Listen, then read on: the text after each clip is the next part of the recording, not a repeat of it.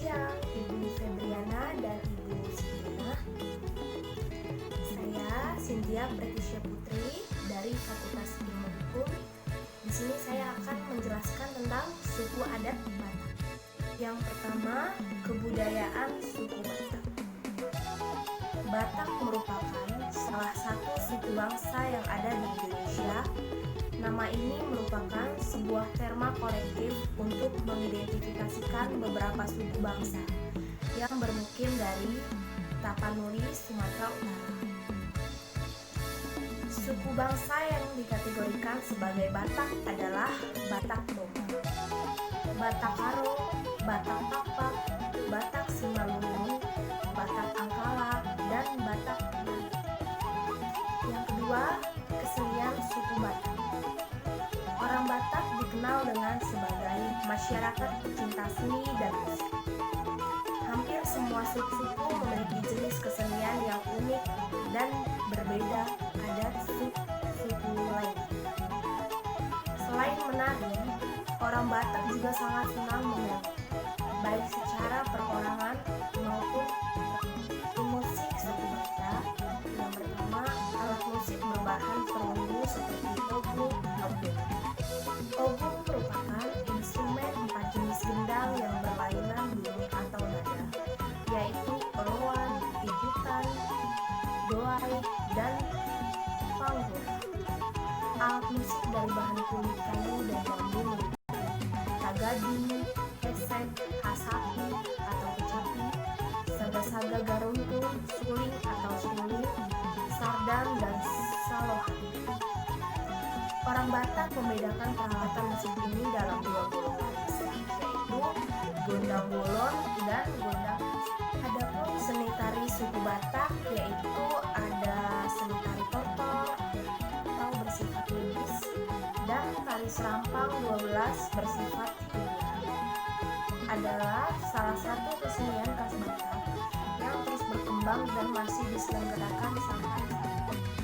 Suku Batak dikenal juga khas makanannya, yaitu yang pertama nandura, saksang, arsik, mie gomak, lapet, pohul-pohul, ombus-ombus, dan manuk napi.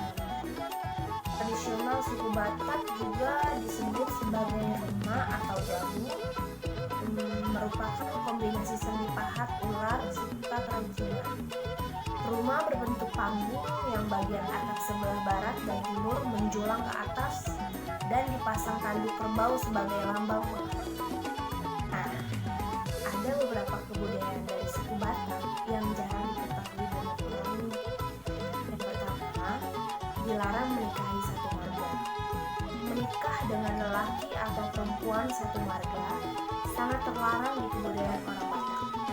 Walaupun berasal dari keluarga yang tidak sama, bahkan tidak ada hubungan keluarga sama sekali. Menikah dengan orang yang semarga tidak diperbolehkan. Menurut adat, orang yang memiliki marga yang sama, walaupun tidak dalam keluarga yang sama, tetaplah memiliki hubungan saudara dan dianggap merusak sisi. Namun, ada juga beberapa marga yang berbeda, tapi masih dalam hubungan silsilah yang sama juga tidak diperbolehkan untuk menikah. Wah, jadi dari awal pendekatan harus ditanya ya marga kita, agar tidak terjadi hal-hal yang tidak diinginkan seperti tidak mendapatkan restu dari orang tua. Pertama, menikah pariban atau sepupu. Hal yang satu ini sih sudah biasa terjadi di kebudayaan Batak.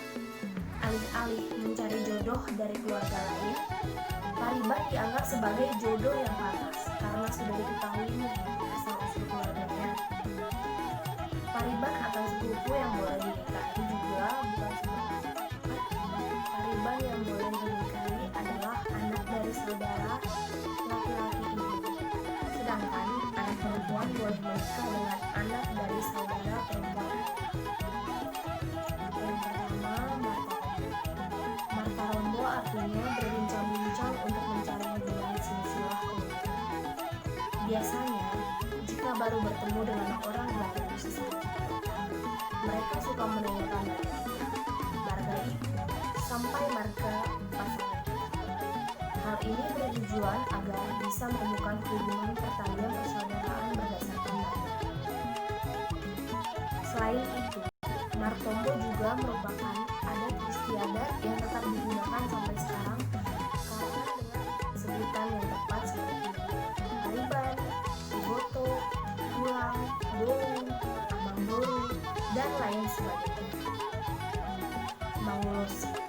Nah, dalam upacara atau acara-acara yang dilaksanakan oleh orang Batak, pasti kalian sudah tidak asing kan teman-teman dengan ulos yang biasanya digunakan, ya seperti yang saya gunakan.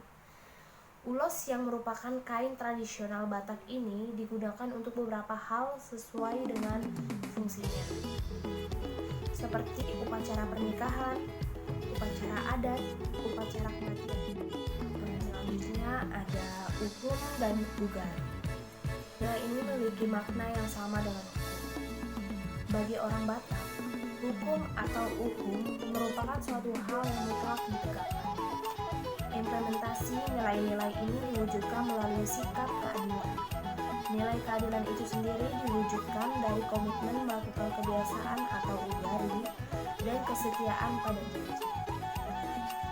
Seorang suku Batak apabila berkhianat pada suatu kesepakatan, adat akan menerima sanksi adat dan dianggap sangat tercela. Oleh karenanya, bagi mereka uhum dan ugari merupakan suatu hal yang sangat amat dipatuhi. Ada pengayoman. Nilai pengayoman dalam suku Batak terbilang cukup tinggi. Mengapa? Karena dengan nilai ini mereka menjadi terbiasa hidup mandiri dan tidak mudah meminta belas kasihan orang lain. Sebab salah satu prinsip adat orang Batak yaitu semua orang merupakan pengayom dan akan saling mengayomi antar sesama. Prinsip tersebut berasal dari unsur yang dikenal dengan Dalihan Natoli. Unsur tersebut sejatinya merupakan unsur yang secara medis dipercaya saling melindungi. Hubungan tersebut yang layaknya jaring laba-laba yang saling berkaitan dengan nilai-nilai